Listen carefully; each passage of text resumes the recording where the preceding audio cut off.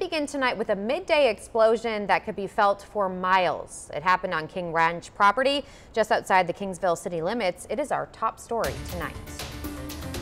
That's right. It was just before 11 this morning when a large section of pipeline exploded into a fiery ball of flames and heavy black smoke you saw there.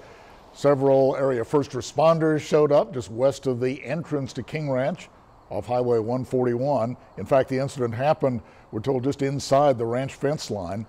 But it was quickly determined that there were no injuries and the blaze was contained to the area around that pipeline.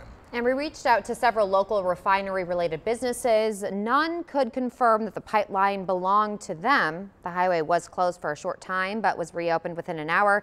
Still no word on what caused the pipe to explode.